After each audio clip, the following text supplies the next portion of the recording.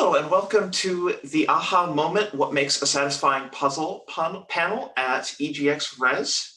I am Seren McNulty. My pronouns are she, her, and I am a freelance producer that has worked on a lot of great puzzle games, from A Monster's Expedition to Manifold Garden to Evergarden to a bunch of others.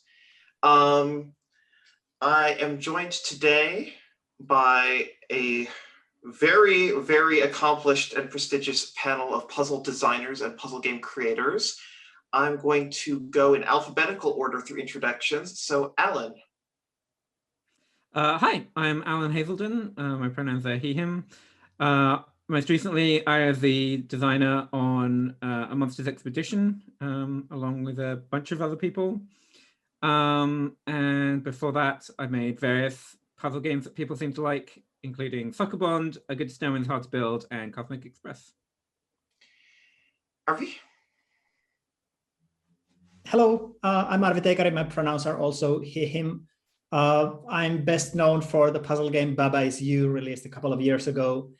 And beyond that, I haven't really done puzzle games commercially, but I started my game development career with a lot of small puzzle platformers, usually kind of experimental things, very small game jam kind of, I don't know, things. And yeah, that's it. Corey. I'm Corey Martin, pronouns he, him again. I've been working in games for a few years now. I worked on, my biggest commercial release would have been this game Pipe Push Paradise. That came out a few years ago, and I am currently working on Bonfire Peaks, which will be out later this year. Gwen? And that's it. Yep. So I'm Gwen Frey. My last release was called Kine. It was a narrative puzzle game out on Stadia and the Xbox and stuff like that. My current title is Lab Rat. It's another narrative puzzle game, this time a little, I'm leading a small team on this one. And before that, I worked in AAA. And so I was working on a game called BioShock Infinite. I worked on the DLCs for that. And I worked on a couple of MMOs before that, back in the day. And Marcos. Hello, I'm Marcos Donantoni, pronouns he, him. And my last big game was Dispontibus, and I'm working on a sequel for that game with new mechanics and other things.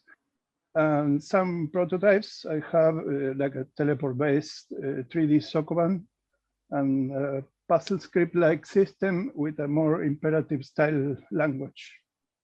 But that is in very early stages. Thank you. And now going in backwards order, I guess the first question to start us off is, what drives you or interests you in designing puzzles? So picking back up with you, Marcos. Okay. What drives me to puzzle games is the fact that I like them, of course, and want to contribute with new ideas and methods for designing and generating puzzles. I like procedural generation as a technique and philosophically. It's a method less used in this genre. I like to explore the almost infinite spaces available to us thanks to computers that don't get bored. And they can explore for us and work for us, finding interesting objects in the space of puzzles, and surprise me and others, luckily. And I use also generative methods in hybrid approaches for other games. But basically, that's my specialty at the moment. Thank you. Gwen? So why do I make puzzle games? I think when I first went, indie, I went indie with a bunch of people that, and we made a roguelike title. And I was never, how to put this? I was never really into roguelikes, but I was working with a large group of people. I was an artist on a team, and so it was okay that I didn't really like the genre I was working in. When I went indie full-time, kind of like solo to start on Kine, I don't know why I started making a puzzle game. I don't usually start out making mechanics or something like that. I don't really, before I made Kine, I wouldn't really even say I was a fan of puzzle games. I just kind of, at the time I was designing a movement system and I needed an excuse to use this tech demo I made. And the only thing I could come up with that would use this tech demo was a puzzle. And so after that, I kind of got interested in making puzzles. And as soon as I think once you start making something, you start to really appreciate it more. So I'm a huge fan of puzzle games now, and it's because I tried to make one, and I did. And I remain a huge fan of puzzle games to this day, and it's just it's a genre I love now. It's just something I've grown to really, really appreciate. Corey? I just got like lost in your responses there. I'm why do I do it? I mean, I guess at the core of it, the thing that's like most exciting to me about making games is like making these systems and then figuring out what's really interesting and exciting about them, and then packaging that for a consumer or for a player. And I guess puzzle games, just like there's a very pure way to pursue that, where you're really like, okay, there's this one idea, and then each puzzle can be like a really like, and I don't know, there's just something really elegant about the minimalism that you can explore when you're going through a puzzle game system, and yeah, I don't know. I guess that's about as clearly as I can verbalize it. Harvey? Yeah, a lot of similar things as others have said. Unfortunately, sorry if you heard a noise from my computer there. I guess to add something to the kind of general enjoyment of puzzle games as a genre and so on. For me, a really big thing about game design in general is that I like to see people get surprised or like amused or amazed. For me, one of the most satisfying moments as a game designer is if I can see someone play a game I've made and get surprised in a good way, so that they maybe like start laughing in like amazement. Oh, whoa, I wasn't expecting that. And I feel that has been, ever since I experienced that myself with some games which tended to be puzzle games, I've been wanting to do similar things. But to what Gwen said, it's kind of interesting that for me, puzzle games are definitely something where, as I've made puzzle games, I've learned to appreciate them more and get more into them. But after I made my first commercial title, which was a Metroidvania, I kind of burnt out on Metroidvanias for like 6 years. So it clearly depends a bit on genre, of whether you start hating it or start loving it as you make your own. And Alan? I mean, it's kind of that I've been making puzzle games for so long that I don't know how to make anything else. Like, which is kind of flippant, but it's definitely not untrue. I think a lot of what Corey said rings true for me. Like, it's a really rewarding thing to like put these pieces together and see how they can interact, and yeah, like it's lovely to have an idea and be able to make it happen and then show it to players and then know how they're going to respond. And like something I like doing that is not unique to puzzle games, but like puzzle games can do really well, is where you can put something in the game and you expect that most people are going to do something, and they're going to expect one thing and they're going to get another, and it's just really, really nice to be able to do that.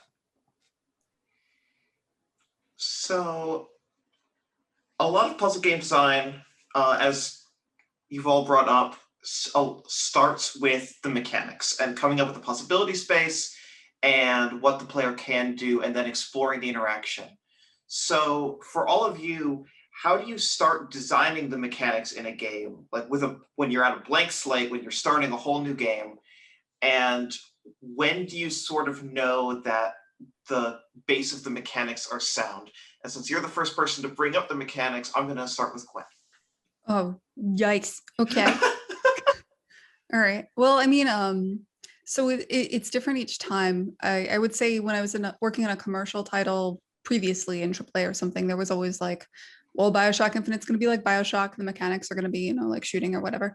For puzzles, I usually start with, so for Kind, it was an accident, I would say, that became a puzzle game. But I did know after that I was probably going to work in either a puzzle or a strategy / puzzle game next. And I tried really hard to come up with mechanics I liked, whatever that means, like something that would seem successful mechanically, but I largely failed there. I experimented with trying to take a game that I like, Into the Breach. I wrote down all the things I liked and didn't like about Into the Breach. I thought deeply about it. I thought about how we do a different tactics game that was kind of more of a puzzle game based on that. And that, I had some success doing that, but I think the best success is always when you've got some sort of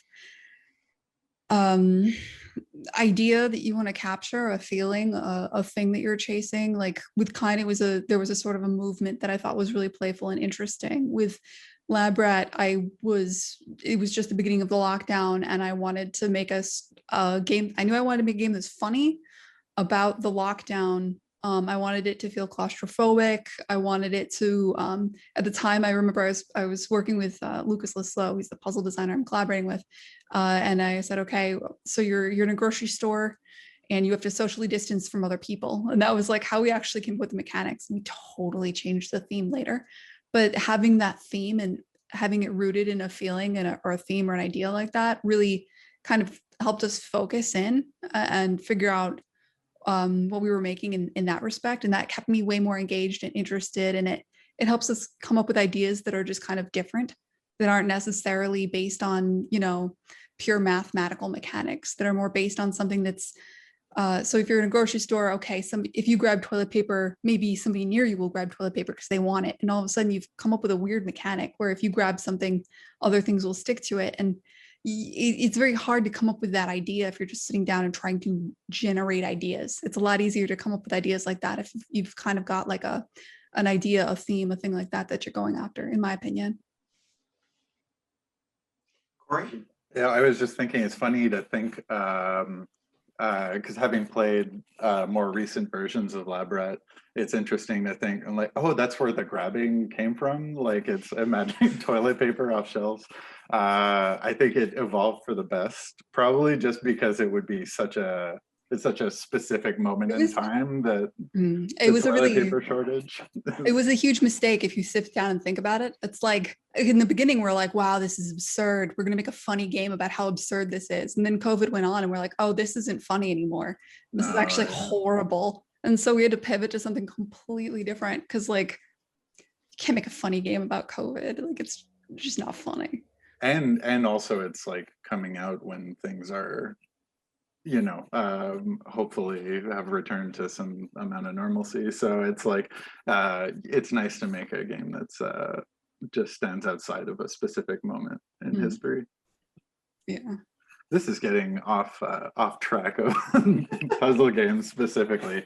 But yeah, no, that's more or less, I think, I'll often try to start with a theme and then move into like what mechanics come from it. But so far haven't had a lot of success doing it that way. It'll usually just be like, oh, some action comes to mind.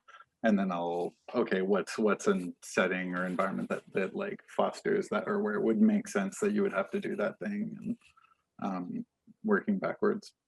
But I know Alan has told me he's always done it the other way around. Yeah, Alan?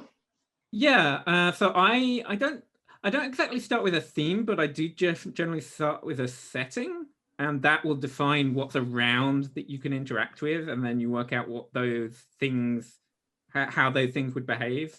Like in the last game, we knew we wanted to make something on islands, like just because I'd made a few other games set on islands, and it's a nice space to explore some archipelago.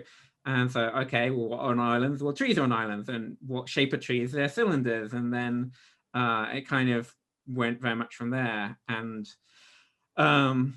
similarly, our previous game, A Good Snowman is Hard to Build, very much came from, okay, well, what would a game about making snowmen be like? Well, snowmen are balls, and if you roll them around in the snow, they get bigger. And like pretty much the entire game just comes from thinking about those concepts and going, okay, well, how do I turn these concepts that exist in the real world and make them abstract enough that they can be systemic? And if you get lucky enough, then it turns into a good game. How do you know you're going to get lucky? How do you know if it's turning into a good game? Where's the inflection point? I don't know. Like, I mean, you play around with it. You come up with some puzzles, and then you show them to other people and see if they like them, I guess. Like with, or sometimes you don't even have to do that last part, but it helps. Like I know with the Monsters Expedition, we had like, okay, we've got trees, and they cut down into cylinders, and cylinders roll and get pushed end on end in this way, and like we had that, and then it very quickly became, okay, well, what happens if you got more than one tree at a time? And just exploring that possibility space. We had enough places where like these two objects interact in this way. What does that look like? We had enough interesting answers to that we knew, oh yeah, no, there's something here. Marcos, Arvi, any thoughts on how you start with designing mechanics?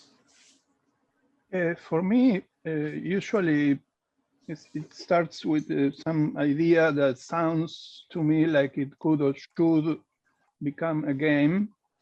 It can be very abstract, like the concept of pushing space instead of objects, which was the seed for this Dispuntivus, or some kind of physical interaction that I observe in the real world, or even some kind of wordplay or pun that suggests a playable or at least explorable interaction from the initial idea and to explore interactions, as you said. I make a simple prototype, sometimes with physical objects instead of code. And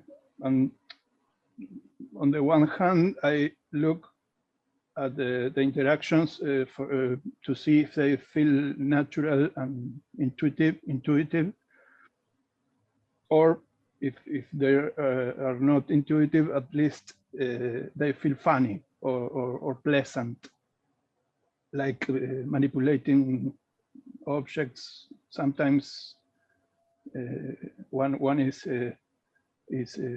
merely toying with things that have no purpose, but it's pleasant to play with them.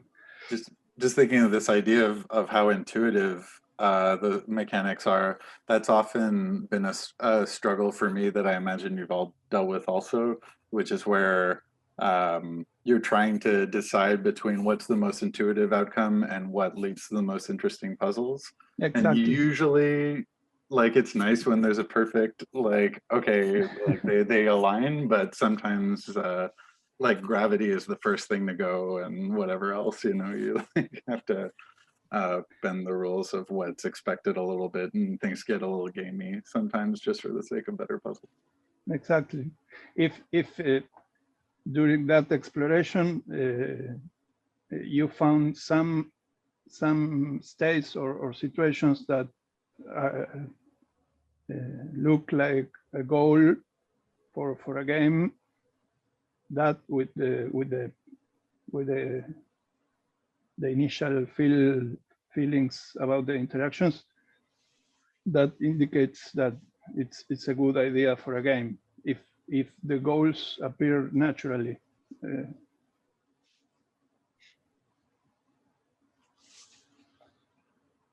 And Arvi, any final thoughts? Yeah, for me, as I mentioned, because for me, the kind of a method of what I want to do with puzzle games is kind of this surprise or amusement. Usually I do the initial kind of a evaluation of an idea based on, can I think of puzzle ideas or situations where that would be, where that would elicit that kind of a response, which has several times led to a situation where I've had a puzzle idea where I've been able to conceive like 2 or 3 of those like really good situations. And I feel like, okay, this has potential.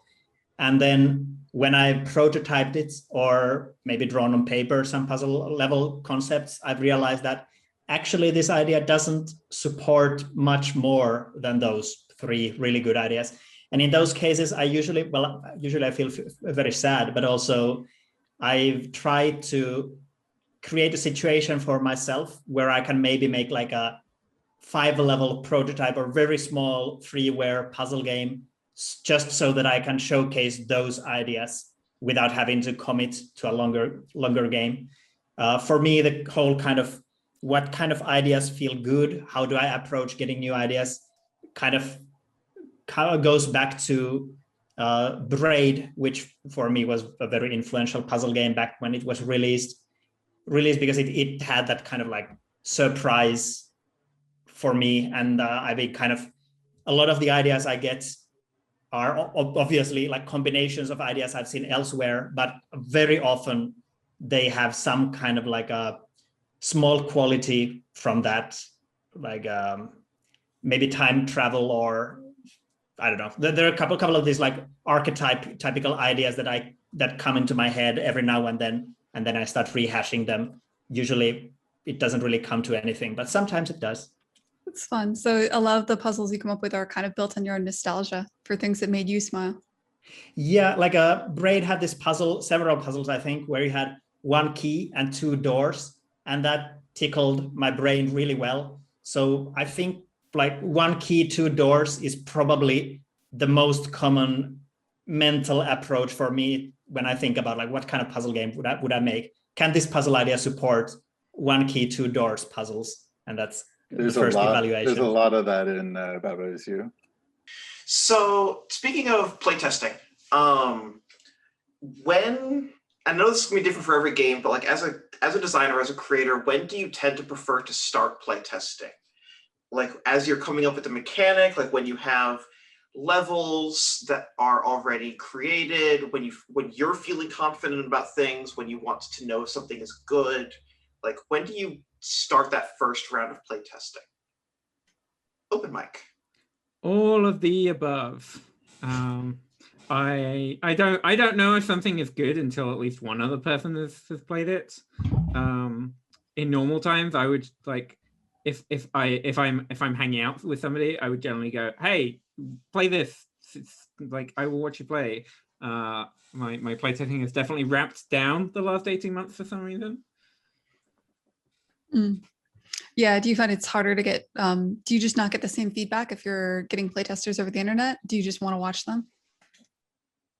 Yeah, it's definitely much, you get very different feedback, like watching somebody play, like you can notice things that they might not notice. So when people are just playing offline and just writing down thoughts and sending them to you, you don't really know what you're not seeing. Yeah, there's a couple times we've had this conversation where it's like like some of the most useful information, like the person playing doesn't even seem to clock anything about that moment, and you're like, oh, this didn't work the way that, or whatever it is, like that just you won't get from written feedback. You can get something close to it from a video recording, which we've been lucky enough to do a lot of video recording feedback on Bonfire Peaks, and that's like, I guess, the next best thing than watching someone play, and you can at least see their body language too and stuff and whatever else. Yeah, I feel like video recording works well. Oh, I'm sorry. No, go ahead. Yeah, video recording works well. I do like it a lot. It is good to see that sort of thing, but I miss like when it's video recording, it's always somebody I know or somebody that's in like a puzzle focused Discord Whereas if I would go to like a game dev meetup, or if I was showing a game at a festival, it's somebody who doesn't know me, maybe doesn't play puzzle games very much, and you get to like that raw, I guess naive, the person who isn't super into puzzles necessarily doesn't already know. It's useful to have that perspective to really test out how much your game makes sense.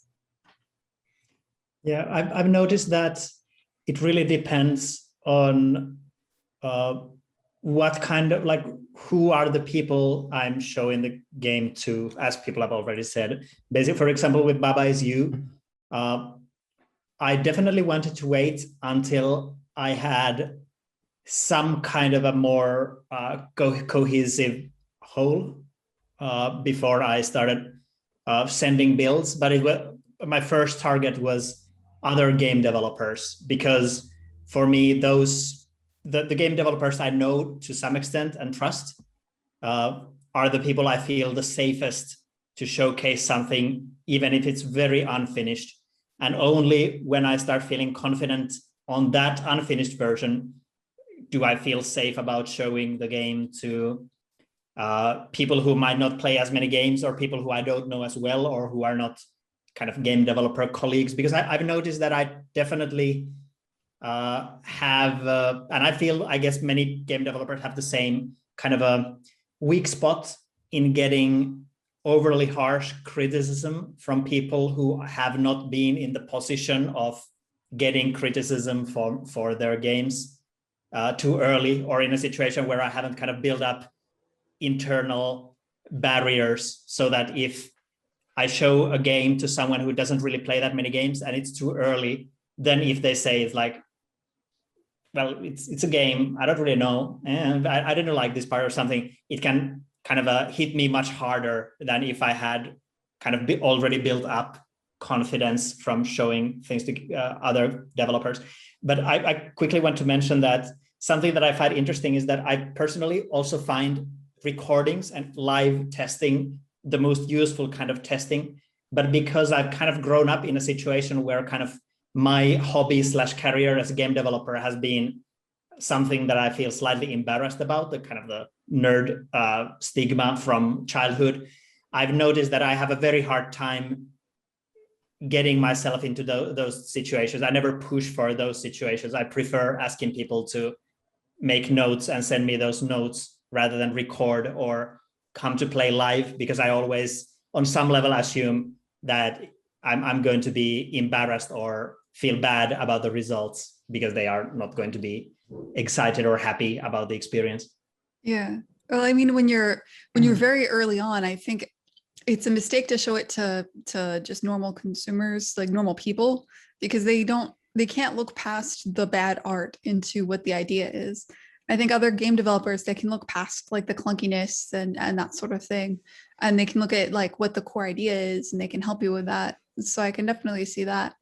I do think like the concern there, though, on the other end, is that you'll end up making the game way too difficult, because other game developers usually have calluses towards difficult games, have played prefer difficult games. If I was to give a game to Alan, he would think it's too easy no matter what. Like, he's played a million Sokoban style games, and so I think you gotta find a way to push yourself to get in front of normal people. Yeah, definitely agreed. I feel that I didn't do that enough with Baba Is You, and I kind of tried to acknowledge that and kind of use the knowledge that not that many non-game developer people or non-game player people have seen it, kind of mentally to adjust things. Obviously that worked very badly, or sometimes kind of okay in some like specific situations, but showing it to more non-game player people or non-puzzle player people would have been a better way than like trying to guess myself what is a good balance. RV, I feel like Baba Is You turned out all right, man. Well, it's still considered harder than I thought it would, at least like the early parts. So there's that. But yeah, I'm happy that people have been able to kind of understand my plight there. I've had a similar experience with just feeling vulnerable showing it showing works in progress to just as somebody who's judging it as a finished product, you know, and yeah, also feel safe sharing things with you all for that reason. Yeah, definitely. I feel like there's no point that's too early for testing, and the only time when I'll want to hold off is like if I have a super clear to-do list of improvements, that it's just like, well, no matter what, I'm going to be apologizing for 25 things. I might as well just get those 25 things done and then go back to playtesting. But otherwise, it's like as much as you can. Yeah, the thing that always prevents me from playtesting something is like the knowledge that there's some things that you can only test on each person once, and that knowing like there's this moment or this puzzle or this realization, and once you've done that, you know that forever, and that means that you keep like holding off sending anything that contains that, because you know that like if I send this out, then like all these people are going to be ruined afterwards. Like they might still give feedback, and like they might still be able to give feedback on how I'm iterating on this thing, but they will never have that moment for the first time ever again. And that for me is the thing that always makes me hold off on playtesting something longer than I should. Like it's always better to just push it out and have eyes on it anyway. But Marcos? I sometimes in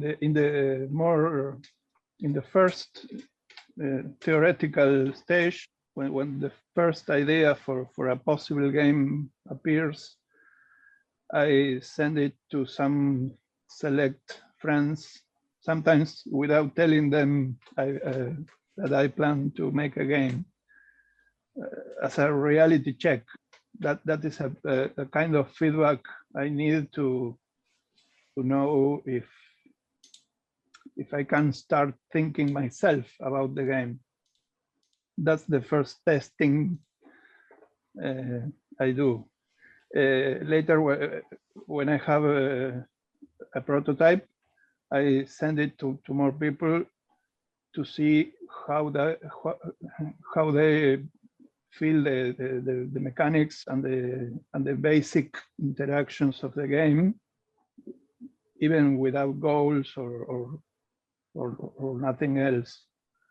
And then when I have a proper game already in progress, I send it to more people, and in that stage I'm more interested in the difficulty curves and other characteristics of the game, the pace at which the levels are explored, and the surprises that they have. In my case, because I often do procedural puzzles, the difficulty curve is very important for me to measure, to tune the generator and the curator of levels and other things.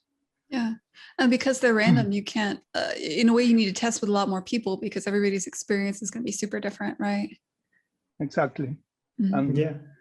with each version of the game, I often throw away tens of thousands of levels and replace them with new ones with different features or different shapes or kinds of elements, or more subtle things like the ordering of the difficulty or elements, how elements appear during a normal play, and other things.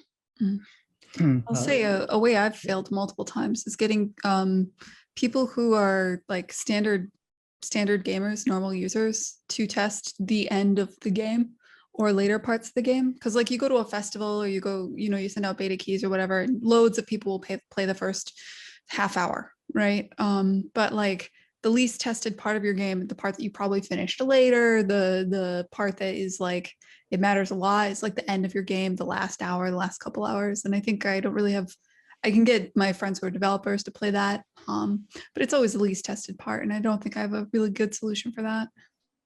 Me neither. It's definitely something where I trust that get the other game developers or the couples. I feel that every time I make a game, there's a couple of testers who get really into it and like test the game way more than anyone else and become kind of experts. And those are the people who also see the end game and give feedback on it. And then I have to kind of mentally consider that, okay, how much do I have to mentally calibrate this person's feedback based on what I know about their skill level? And it's guessing game. By the way, something I quickly wanted to mention, I kind of wonder if anyone else here has the familiar feeling of where you put out a test version of a game and you know that there's something very obviously unfinished, but you kind of assume that, okay, everyone sees that it's very obviously unfinished, so people will probably just ignore it and assume that it will be fixed later. And that every single feedback you get will mention exactly that thing, and then you just feel bummed, like,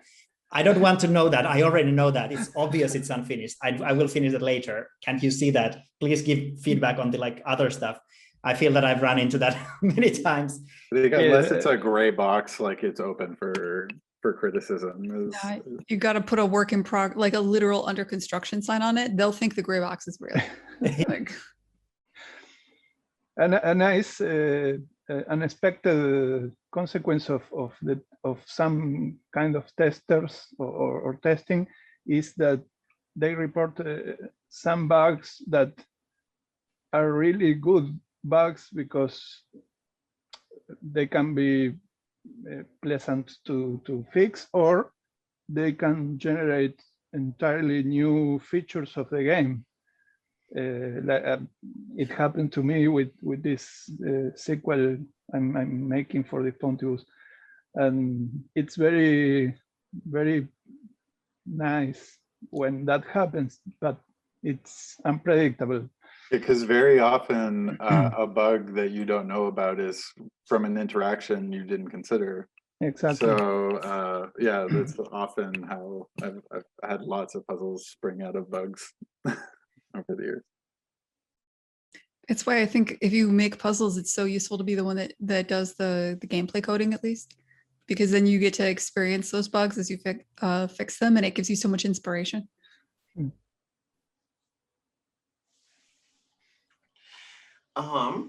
So longer discussion, and this is going to be kind of round robin, but obviously please feel free to jump in to anyone else's answer. Can you kind of walk me through one or two puzzles, if they're related, that you've designed that like either you're really proud to have designed, they're like your favorite for the interaction that they inspire or the reaction that they inspire, they're designed as like the puzzle that someone gets it, and kind of what went into creating that? And because I know already that Alan has his puzzle in mind, I'm going to go straight to Alan on this one. Yeah, obviously, Seren is referring here to the moment in Cosmic Express where you draw a train track expecting to pick everyone up, and the normal path you'll take goes between two aliens. And you draw this really simple puzzle, and you get to the end, you're done. Well, that was an easy puzzle. That's nice for a break. And then it shows you that actually, if you draw a train track in between two aliens, they both try and get on the train at the same time and block each other. And it's the same principle as what Seren was getting at, which is the end of the tutorial area in A Monster's Expedition, which is a moment where you get the level into a state where you think, okay, well, I know I'm going up to the windmill that's just north of me. I just have to get the logs into this position and then get this log here and then push it over there. And you find that actually you're standing on a raft and you go sailing off. Spoilers. Spoilers. it's worth playing. And really it boils down to like forcing the player to get the level into a certain state where you know that there's something that they're going to do, and knowing that what's going to happen is not going to be what they expected to happen, but knowing that whatever they do, they're probably going to go through that state on the way to trying to find a solution, and then you can get them. That's a brutal metaphor. Well, get them good. Yeah, well, I mean, it didn't feel bad though. It felt like you designed a surprise, and it was a very delightful surprise. And I think it was really good. It's beautiful. Like that was a beautiful, delightful surprise to me. And the way you're, like you said, that your eye is on that windmill, is it? Or like the next island is so clearly up and away. The last thing you're expecting is to drift backwards and away from the whole thing. So it works really well. And I think you made the right call. I remember early in development, that was like deep into the game. And just as much as it is still a spoiler, it's like the title card for the game. It's at the beginning now, or in whatever, half an hour in or so, maybe. And that was the right call. I mean, I don't have a problem with having a title card 10 hours into a game, but apparently some people in the team did. I don't know what that's about. I've been actually watching a Let's Play of a Monsters Expedition for the past couple of days, and well, because of the reason why I make games that I mentioned earlier, Let's Plays are very good for me because then I get to see those reactions if they happen, and it's definitely very delightful when someone like bursts out laughing when they see that exact moment happen in Monsters Expedition. Do you watch people stream Baba Is You? I used to, but for me it usually goes that for the first couple of months, it's very easy and I enjoy watching, and I usually even join in the chat and I specifically look out for streams. But as time goes on, I start feeling more touchy about plays that don't work as well. And I start feeling worse about things that I feel are weaker. So more so for my first commercial title in 2015. But even with Baba Is You, it's definitely that if I see someone being in a very good moment, in my opinion, or if I see someone being very late into the game, so I assume that they are not frustrated with the game enough to like give up, I might join in and lurk and watch and might enjoy it. But especially if someone is very early in the game, I just kind of assume that, okay, maybe they will get frustrated, and I don't really want to see someone being frustrated at Baba Is You, and don't go watch. I guess since I'm now blabbing on, I guess I'll explain or describe my situation next. In Baba Is You, there's a very early situation. Actually, one of the levels I made for the very first game jam build in 2017, where for the first couple of levels, the word wall is stop has been in pretty much every level. It's like wall is usually the thing that stops you from moving. And that goes for most of the game, to be honest. There are several levels that use a different kind of a obstacle, but wall is the kind of default one. And the 6th level of the final game is such that there's the rule grass is stop. So grass is the wall, but there is also, or grass is the kind of the obstacle, but there is also a ring of wall around, like locking you into a small yard. And the surprise of the level is that the game kind of tries to condition you to assume that the wall is always stop, even though the rule doesn't exist in the level.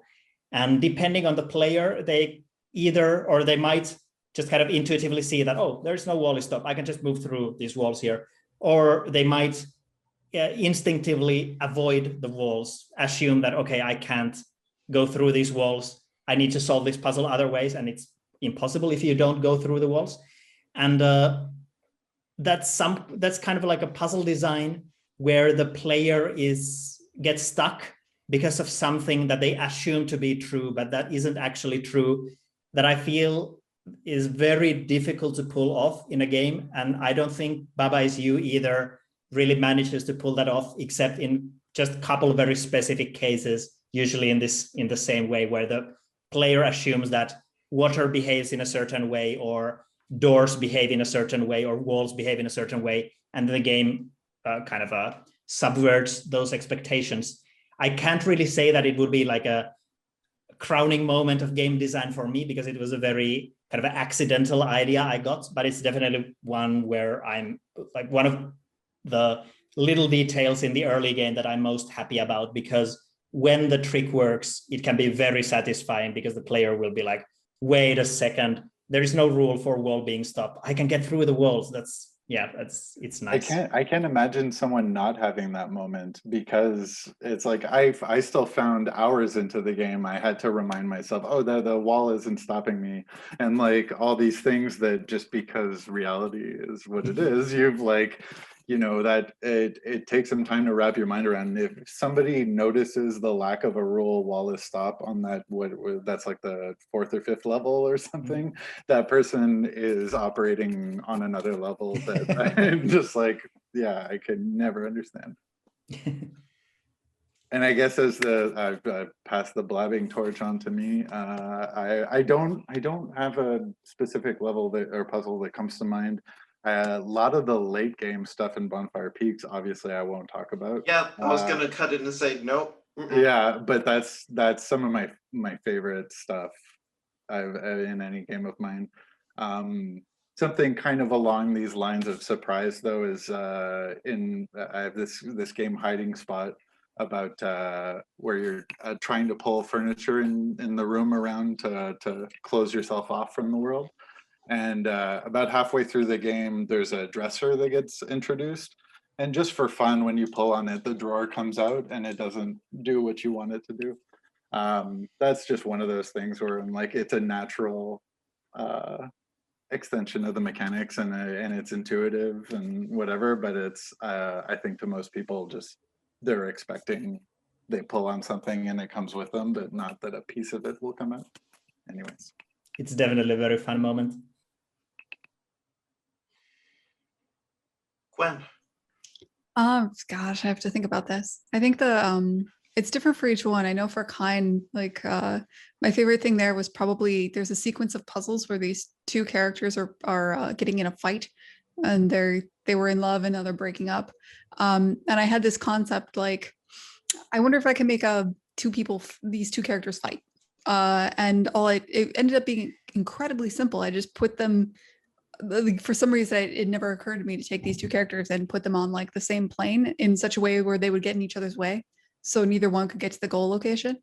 And so designing that was just fun for me, and I really enjoyed designing that, and I really enjoyed just the way that whole sequence came together. I thought was pretty successful. It wasn't like the hardest puzzles. It wasn't the easiest puzzles either, but it definitely was very successful at feeling like I was choreographing a fight, which is what I was going for. So I just was really proud with how that ended up. I thought that was pretty cool. There was a couple of moments like that in Kind that I thought were cool. I'm trying to think. There was definitely puzzles where there was like a little haha gotcha like thing, like what Alan described. Nothing quite as extreme and beautiful as the rafting moment in Monsters Expedition. That one was great. Those are fun to design.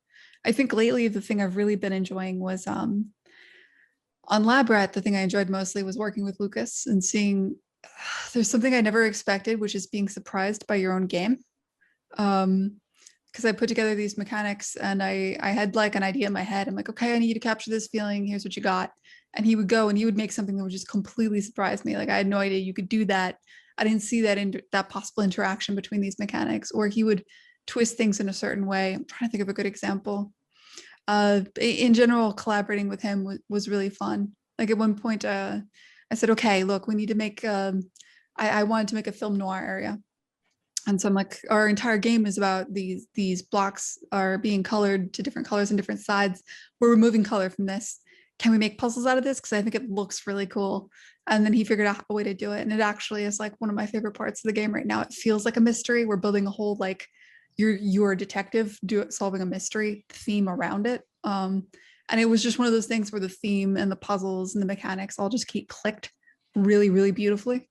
And I just love it when that happens. That's the best to me. Marcos, this is probably a somewhat different question for you with procedural generation of puzzles. So that's why I wanted to get to you last. I was thinking exactly that.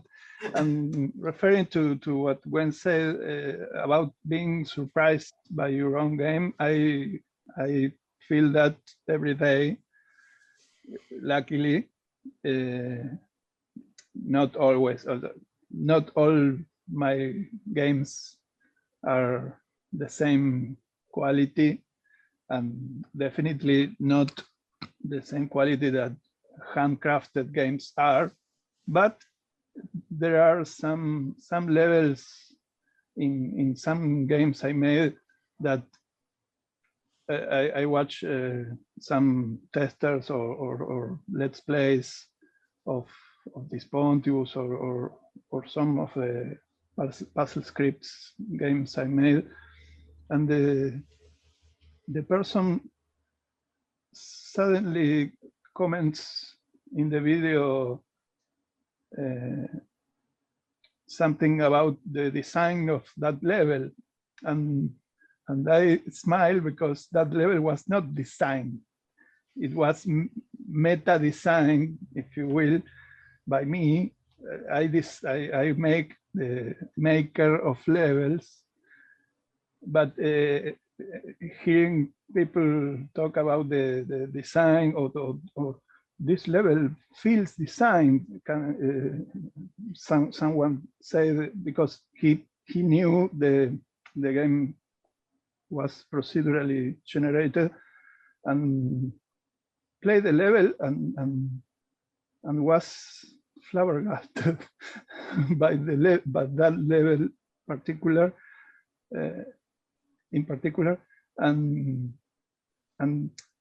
watching that moment is very, very intense for me, because it's what I search for, is the little gems in the vast ocean, or wrong metaphor.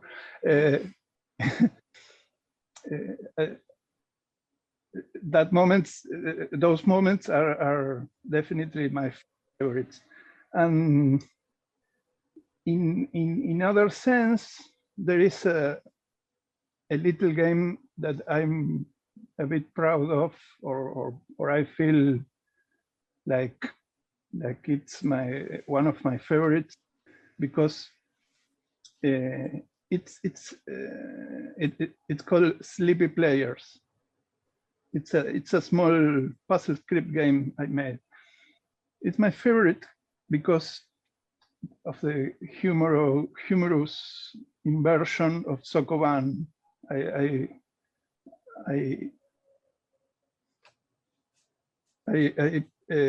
imagine the player in Sokoban being tired of pushing boxes around and falling asleep in the floor, and the little boxes helping them to reach the bed. And those mechanics are very common. You move all crates at the same time, and the crates push the player, and the player reach the bed, and you win. But it's very simple and silly, but I feel it's my favorite because the theme is exactly matched with those mechanics. And I don't know, it's very simple, and I should remake that game with better levels, but I don't know. It's I think my favorite. that silliness, we're all suckers for like playfulness in games and game design. I think the focus on surprise and stuff has spoken to that. Yeah, definitely. It's like a part of it is surprise. Other part is kind of like taking an idea and turning it on its head in a way that not only works, but is also inherently humorous, because it's such a wait a second, what is going on here? Surprising. Yeah, I especially like the idea of a game that's poking fun at other Sokoban games, because that's like an inside joke for other people that like Sokoban games too. Because that is something like, this isn't necessarily like a panel of puzzle designers. It's a panel of specifically Sokoban style, like block pushing puzzle designers. Like we are a niche within the puzzle field, I think. But it's the only good subspace of the puzzle genre. So, you know. Saying the rough words there. I don't know.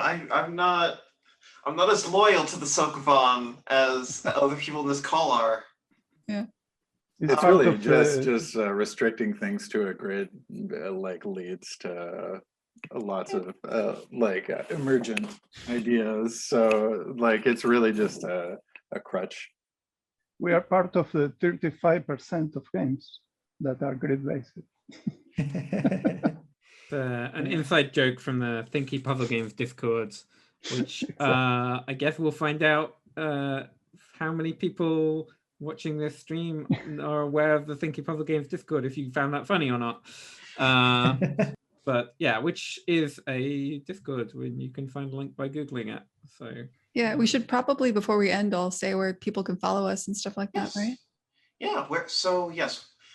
What if you can say what your next project is, please do so, and let us know where people can follow you and your games, starting with Marcos.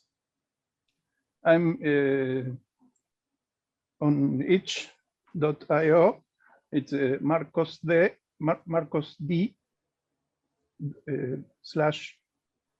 marcosd.itch.io.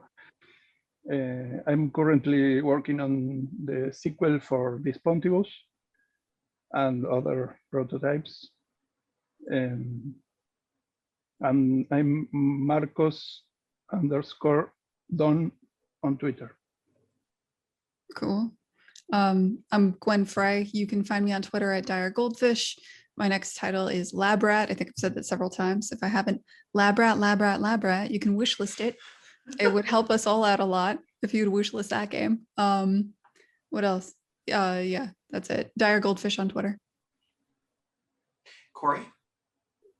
You can, I'm _Corey Martin on Twitter. Because believe it or not, there's just enough Corey Martins out there. Yeah, I'm working on Bonfire Peaks. That's coming later this year. Really excited for that to be out in the world soon. Harvey? Yeah, I'm ESA devlog because I had the bright idea of naming my Twitter account after a specific project instead of like myself on. So yeah, ESA devlog on Twitter, Hempuli on most other places. I've been bound. I sold my soul to Baba Is You some 4 years ago, and we actually released the mobile version of Baba Is You today, and there will be a big update with level editor and new levels and stuff coming up. I'll be working on that. After that, who knows? Maybe Baba Is You too, depending on what my soul contract says. But yeah, Baba will be my life for some time longer. Alan, what can we say? We didn't say up top, but Drachnik and Friends is publishing Bonfire Peaks from Corey. Yes. So very excited about that. It's coming soon. It's going to be great. Other than that, I've just been napping for the last 9 months since Monsters Expedition came out. Nothing exciting coming. No secret projects whatsoever. You can find me at Drachnik on Twitter. Games on places you can buy games from. This is genuinely something we did like a month ago. thinkypuzzles.com or thinkypuzzlegames.com. Both go to the Discord. You can find me at SerenMCN. That's just part of my name on Twitter and most places. My pinned tweet thread is just every time I launch a game this year, or every time a game I've worked on launches this year. It's exhausting. You can find Manifold Garden everywhere. You can find a Monsters Expedition on Apple Arcade, Steam, Itch, Epic. Humble. You can find Bonfire Peaks on Steam right now to go wishlist it. And because Corey and Ellen forgot to mention wishlisting. And lots of news coming up later this year if it's not already announced. I don't know. We'll figure it out. Thank you, everyone. Bye. Thank you. Bye. Bye-bye. Bye.